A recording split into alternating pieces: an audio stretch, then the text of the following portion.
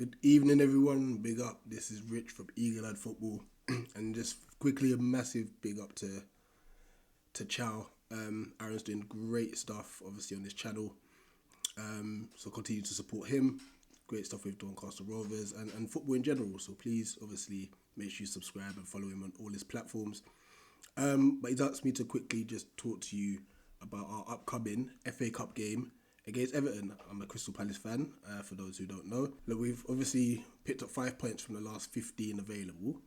That includes a draw against Man City. But in all fairness, like the run of games and the performances have been okay, especially more recently. But in general, like you can't be a Premiership side going in that sort of vein.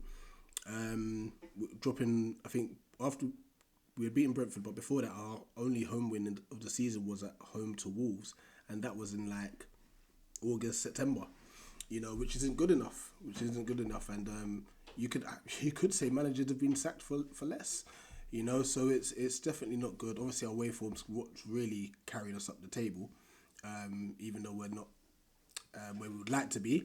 And granted, we've had injuries, but in all, I think just the way that we've played, the way we've approached games, has just been far too negative, and I think that's impacted the results in our fixtures, unfortunately. Just to talk about Roy Hodgson, when he came back after Vieira sacking, like, granted, I wasn't too pleased with Vieira sacking because I thought he should have got the Leicester and the Leeds games, and then see where we are from there.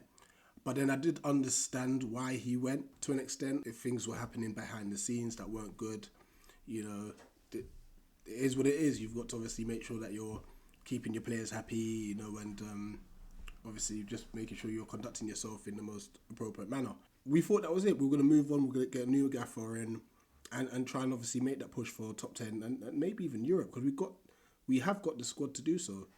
And then two things happened. One, Roy came back, which not everyone was happy about, but I guess you could semi understand that it gave us more time to look for a more permanent manager. But then I just thought it was kind of like the safe option from the owners, and kind of like just penny pinching, After that, we didn't even back Roy properly.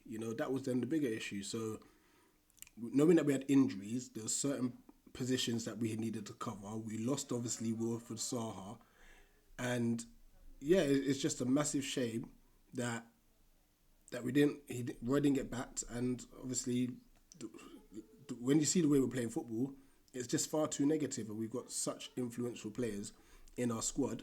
And not only that, the biggest concern I think at the moment is the lack of squad rotation. So you're seeing that we're getting a lot of players injured, and that's because we're using the same like 12 to 13 players playing 90-minute games, when there should be more rotation. Matthias Francois hardly kicked the ball, So it's just about just dealing with that side of things, Obviously, we face Everton tomorrow in the FA Cup. They've beaten us in the league at Selhurst Park already. But it's a game that I think we should go and take to them, and we should win. It's all going to be in the manner of how we approach the game. We approached the game against Everton in the league very poorly, and we couldn't adapt to the fact that they were playing long ball. And that's kind of like how Dash will play.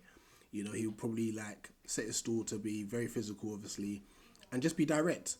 And we couldn't handle it. Obviously, our midfield got completely bypassed, and we didn't know what to do defensively. And then when we did have the ball, we then started to try and copy what they were doing. Granted, like I said, the injuries, we were hoping to have the likes of just Saki, like playing more minutes, and he didn't play much minutes in that game. So hopefully we can obviously rectify that result, and hopefully we could do better this time round, because a cup run will be great.